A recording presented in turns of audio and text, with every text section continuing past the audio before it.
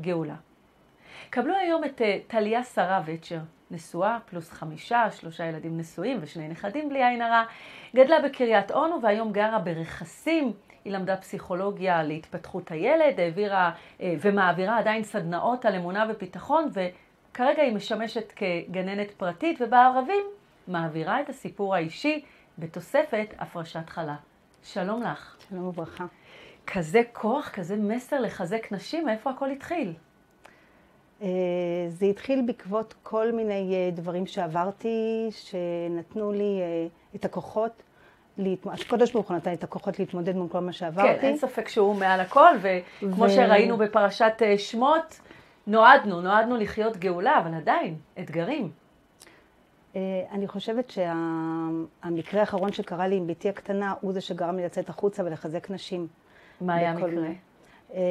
הייתי בסיכון, בהיריון האחרון הייתי בסיכון שכמעט עלה בחיי. ועם כל מה שעברתי וניסים שקוראו לי מעל הטבע, במשך כל השנים, גרמו לי פשוט לצאת החוצה ולספר את הסיפור שלי בשביל לחזק נשים שבעצם אין ייאוש בעולם. ולאו דווקא בנושא של ילודה, בכל דבר אחר, אנחנו עוברים כל כך הרבה דברים בחיים. אבל הסיפור שלך, אפרופו פרשת שמות, הוא סיפור של ילודה. ודאי, כן. הרית הרבה פעמים?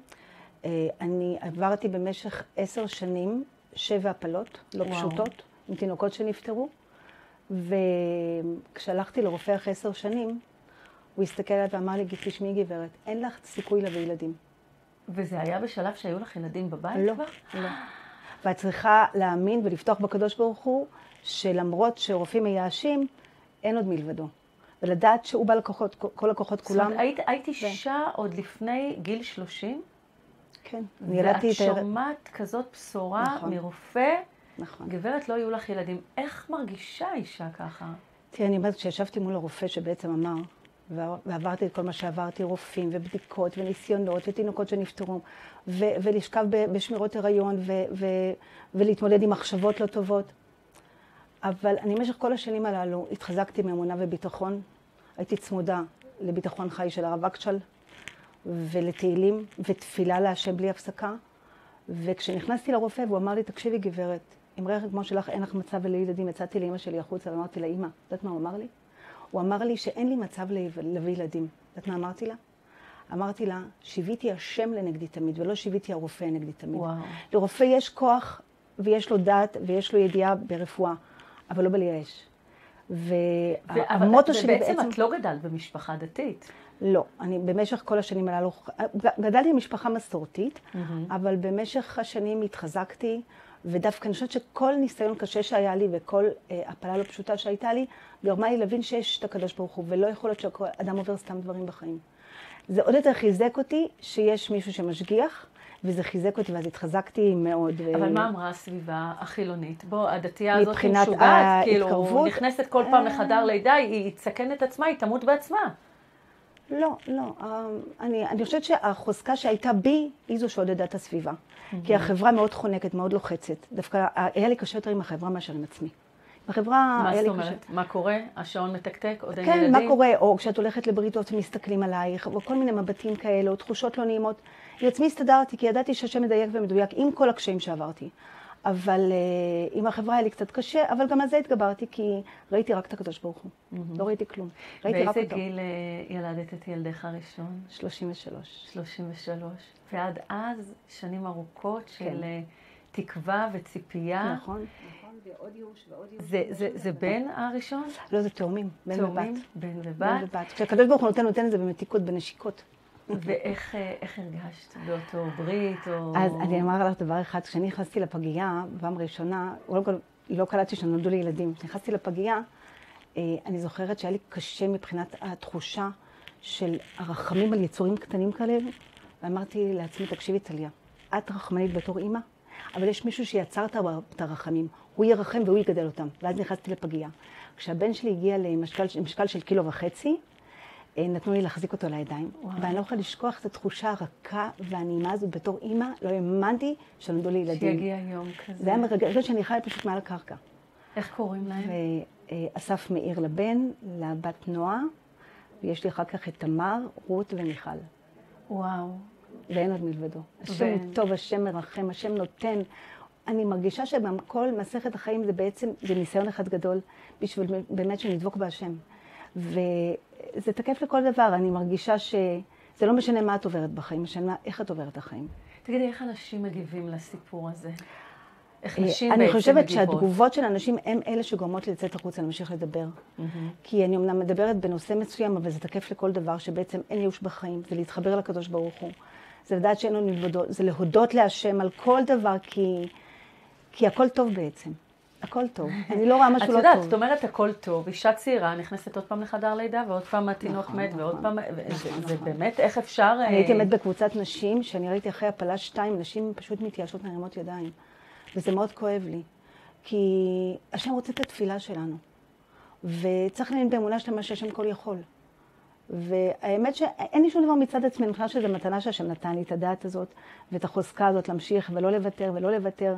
וזה מאפיין את האישה היהודית, לא לוותר. כן, נכון. הנה, את יודעת, במצרים, בין הילוד היאורה תשליכו וכל הבת תחיון, ואנחנו מבינים שהיה שם גזרה מאוד מאוד גדולה, ונשים ממשיכות ללדת, כאילו אין כלום, כאילו שום דבר.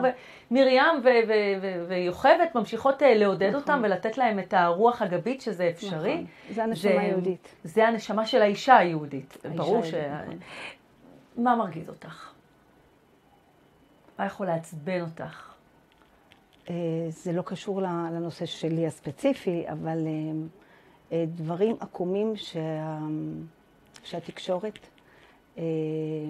גורמת לסכסוך בין החרדים לחילונים. זה דבר שמאוד כואב לי, מאוד חורה לי. זה דברים שיכולים להקפיץ אותי. אני חושבת שזה בהחלט קשור לנושא שלך, כי בעצם את באה להביא אמונה ואין ייאוש וחיבור בעצם בין כל הנשמות ישראל, והפירוד הזה הוא... הפירוד הזה מאוד כואב, לי, מאוד מפריע לי, כי אני רואה את העקמומיות בזה, את החוסר האחדות שזה יוצר, וזה מאוד מאוד כואב לי. אני מתפללת על זה, על אחדות עם ישראל, על אהבת חינם בעם ישראל. זה דבר שאנחנו מאוד צריכים אותו בדור הזה. כן, אבל את מביאה אותו. כשאת יוצאת לקהלים, בוודאי יש שם גם נשים מכל המגזרים. מכל המגזרים. ואיך את רואה שזה משפיע? את עצמך חיה בין המגזרים. נכון. אני מניחה שחלק מהמשפחה שלך עדיין לא... יש לי הרבה משפחה, חצי, יש לי גם חילונית, גם חרדית, אבל אצלי רק מקום של אהבה. זאת אומרת, אני תמיד, גם אצלנו הכל מחובר, אנחנו מחוברים מאוד, אני מאוד קשורה למשפחה שלי, שמשפחה מקסימה, ואני חושבת שגם ינקתי את זה מהבית שלי. יש לי אבא שיהיה בריא, שהוא יחדיר לי את הראייה על החיים, על להסתכל על הבריאה, על יופי הבריאה, על הטוב בעולם, על הטוב בחיים. הוא לי בן בעצם במשך החיים שגרמו לי להתבונן עוד יותר ולהגיע למקום שהגעתי. תגידי, אמא שהוציאה כל כך את הנשמה על הילדים, יכולה לפעמים לכעוס עליהם, להתעצבן עליהם? וואי, כן, תשמעי, אנחנו בני אדם. ברור. אבל בהחלט, אני זוכרת שכשרק ילדתי אותם, ראיתי רק טוב. אמרתי, לא כל בסדר, יעבור, גם זה יסתדר. אבל אנחנו בכל זאת צריכים להתחזק גם בנקודה הזאת. את מוסרת הרצאות שיש בהן את הפרשת החלה, ובעצם מה המסר העיקרי שאת רוצה שיקרה שם? מה את רוצה שנשים יחוו? תראי, אני מדברת הרבה על שמחה, הרבה על ביטחון בהשם, ויחד קם בבוקר. המיקוד שלי זה בעצם שאין ייאוש בעולם בכל נושא שהוא, איך לראות את הטוב בכל דבר, איך את קמה בבוקר, על לחייך לאחד לשני, על המאור פנים, על השמחה, איך תעביר את היום שלך, זה בעצם המסר שלי. אני אומנם נוגעת בנקודה שלי, אבל לא להתייאש בשום נושא שהוא, אם זה בפרנסה, בזיווג, בכל דבר שהוא, ואיך את צולחת את החיים בצורה שאפשר לחיות גן עדן גם בעולם הזה עם כל הקשיים. טוב, דיברנו לפני רגע, אם אפשר לפקוח את העיניים ולראות גאולה, למרות שנמצאים בגלות מצרים, כנראה שיש איזו התהפכה שאנחנו צריכות לעשות בתוך הלב פנימה. ככה איזשהו סיפור על הרצאה, משהו שהיית שם, וראית שאת באמת מצליחה להחזיק את בנות ישראל, את נשות ישראל. זה קורה לי הרבה. יש מקרה אחד שקרה לי שקצת היה יותר חזק, אבל הרבה נשים ניגשות עליי אחרי זה. ספרי על המקרה החזק. הייתה אחת שהיה לה עיכוב בשידוכים הרבה שנים, ופגשתי אותה לאחר כמה חודשים. היא באה אליי אחרי הרצאה, אמרה לי כמה שחיזקתי אותה וכמה נתתי לה תקווה. היא באה אליי אחרי כמה חודשים ואמרה לי שכל פעם שהיא רצתה ליפול ברוחה, היא נזכרה בדברים שאמרתי, וזה הרים אותה חזרה.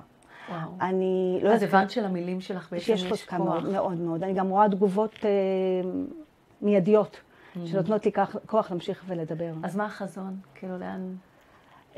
וואי, לתת הרבה הרצאות, להעביר סדנאות על אמונה וביטחון, להמשיך עם הפרשות חלה, ולשמח ולחזק עוד נשים, בעזרת השם.